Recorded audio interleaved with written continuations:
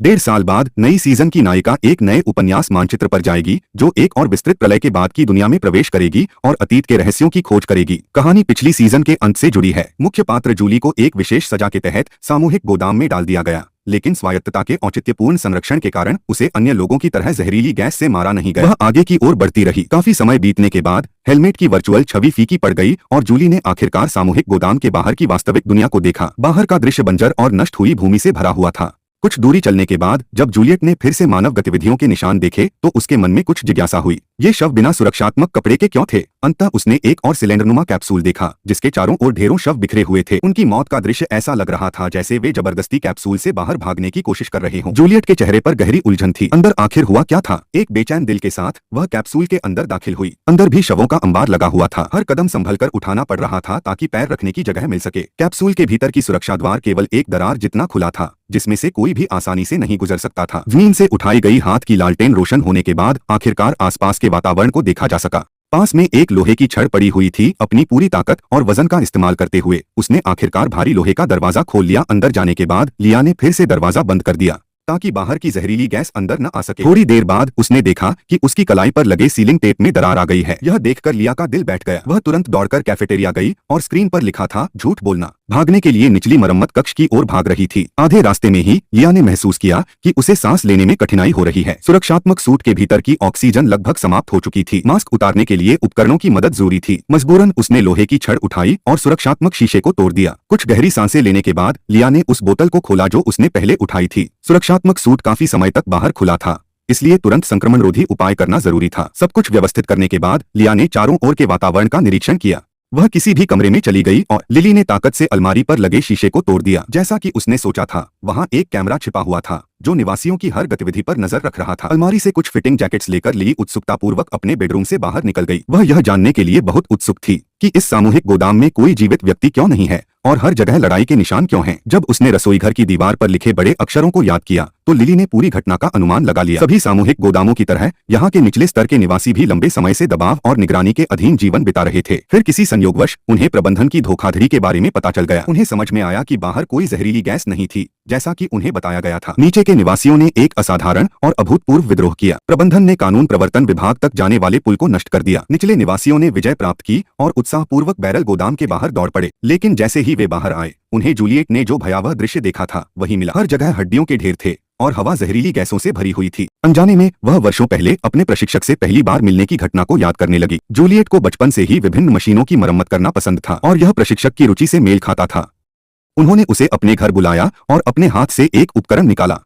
प्राचीन धारा, छोटी लड़की को अच्छे से अध्ययन करने देना। शायद यही छोटा सा कदम था जिसने उल्टाव के बीच जूलिये के दिल में जड़ें जमाने दी। भटकते विचारों को वापस लाकर उसने इस अजीब से गोदाम का और अधिक पता लगाना शुरू किया। सबसे ऊपरी मंजिल पर पहुंचकर उसने देखा कि टूटे हुए पुल के दूसरे सिरे पर रोशनी जल रही थी। जिज्ञासा से भरा हुआ वह वहां भाग कर गया। उसने देखा कि दूसरी तरफ किसी की परछाई हिलती हुई दिखाई दे रही थी। लिये के दिल में खुशी की लहर दौड़ गई और वह बेसब्री से किसी जीवित व्यक्ति को ढूंढने। हालांकि पुल बीच में से कटकर टूट चुका था, लेकिन जूलिये ने हार नहीं मानी। जूली ने एक तरफ रस्सी को पुल के ऊपरी हिस्से से बांधा और खुद दूसरी तरफ पकड़ लिया। उसने सोचा था कि वह जड़त्व का उपयोग करके पार झूल जाएगी, लेकिन जूली ने पुल के टूटे हिस्से की लंबाई को कम आंका। लगातार रगड़ के कारण रस्सी टूट गई और वह मुश्किल से टूटे पुल के किनारे को पकड़ पाई। किनारा चिकना था, जिससे कोई सहारा नहीं मिल रहा था। नीचे का हिस्सा एक जलाशय से भरा हुआ था। हड़बड़ाई हुई जूली पानी में हाथ पांव मारती रही तब तक जब तक उसने एक तैरते हुए ड्रम को नहीं पकड़ लिया। जूली ने संघर्ष करते हुए सीढ़ी तक पहुंचने की कोशिश की। इस पूरी घटना ने उसके मन में गहरी निराशा और हताशा भर दी। वह जानता था कि खोज जारी रखनी होगी और टोंगकांग के बारे में और सच्चाई खोजनी होगी। अच्छे कपड़े पहनने के बाद ली भी टोंगकांग के तहखाने में गई। उसे याद आया जब वह बचपन में पहली बार अपने साथियों के साथ यहाँ पहुंची थी। दीवारों पर पिछले युग के कई शिलालेख अंकित थे। उसके साथी ने कहा था कि एक बार वह यहाँ सो गया था और पीछे छूट गया था। वह तो मर ही जाता, लेकिन उसने यहाँ से बचने का एक रास्ता ढूंढ लिया। इस जगह पर पहुंचकर जूली के भीतर भी अजीब सा साहस जाग उठा। वह फिर से टूटे हुए पुल के ऊपर पहुंची, लेकिन रस्सी से उसे पार करना संभव नहीं था। उसने एक साधारण पुल बनाने का फैसला किया। ली ने बचे हुए सामान का उपयोग करते हुए,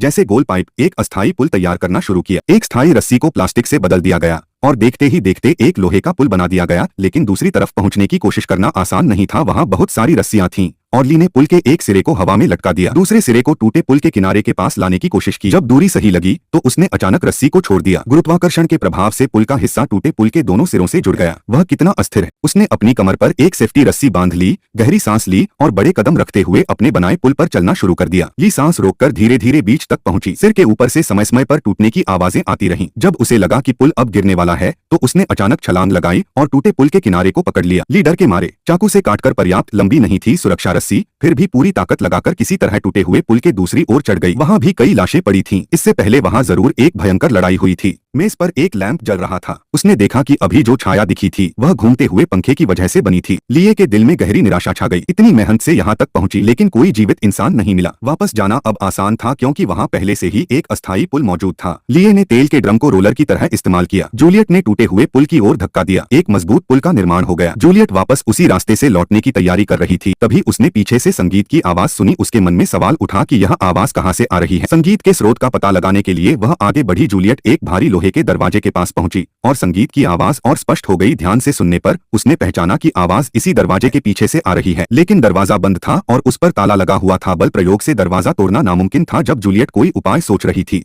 एक व्यक्ति अपनी आंखें बाहर झांकता है और अंदर वह काफी आराम से दिखता है। उसने अपने सहायक से कहा कि उसे फिर से परेशान न करें। यह मोरिट्स बंकर के दूसरे सीजन की पहली कड़ी की सामग्री है। इस एपिसोड में जानकारी ज्यादा नहीं है, बस यह पुष्टि होती है कि अधिकांश बंकरों में अनुभव लगभग समान है। हालांकि इसमें बहुत कम किरदार दिखाए गए हैं, इसलिए अभी यह समझना मुश्किल है कि इस सीजन की मुख्य कहानी क्या होगी। लेकिन एक बात तय है, इस सीजन की कहानी निराश नहीं करेगी क्योंकि यह एक प्रसिद्ध उपन्यास पर आधारित है। इसलिए इसमें कोई स्पष्ट तर्कहीनता या कमजोर कहानी का खतरा नहीं है। पिछले सीजन को आए हुए 1.5 साल हो चुका है। पहले सीजन की कहानी का सारांश इस प्रकार है। लिएट बचपन से एक सख्त वर्ग व्यवस्थित दुनिया टोंगचांग में रह रही थी। इस दुनिया में उच्च स्तर के प्रबंधकों के पास निजी कमरे होते हैं और उन्हें हर दिन ताजा मांस और सब्जियां खाने को मिलती हैं। वहीं जूलियट जैसे निचले स्तर के निवासी सबसे कठिन और थकाने वाले काम करते हैं। टोंगचांग के स्थापना दिवस पर एक सख्त नियम बनाया गया था कि कोई भी सार्वजनिक रूप से मैं टोंगचांग छोड़ना चाहती हूँ नहीं कह सकता। माना जाता है कि टोंगचांग के बाहर की दुनिया जहरीली गैस से भरी है। लेकिन एक दिन जूलियट के प्रेमी की रहस्यमय तरीके से मृत्यु हो जाती है। सत्य की खोज में एक पुराने युग से बचा हुआ हार्ड ड्राइव उनके हाथ लगा, जिसे सेंट्रल वेयरहाउस द्वारा प्रतिबंधित कर दिया गया था। लेकिन जूलियट, जो स्वभाव से विद्रोही थी, ने हार्ड ड्राइव की सामग्री को डिकोड कर लिया। इसमें न केवल संरचना की डिजाइन योजनाएं थीं, बल्कि एक दुर्लभ वीडियो भी था जिसमें हरियाली से भरी पहाड़ियों और साफ पानी के दृश्य थे। जूलियट को विश्वास हो गया कि यही बाहर की असली दुनिया है। व्यवस्थापक झूठ बोलकर सबको धोखा दे रहे थे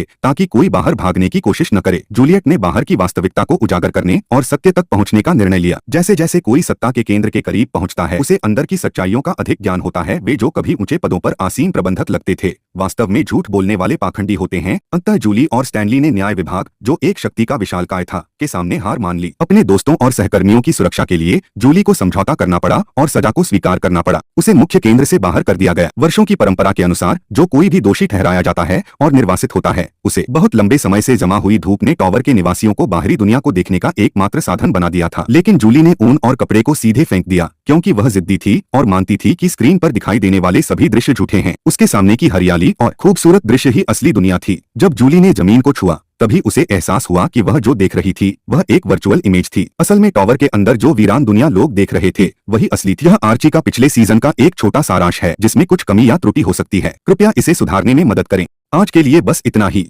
जो लोग इसे पसंद करते हैं, कृपया लगातार जुड़े रहें।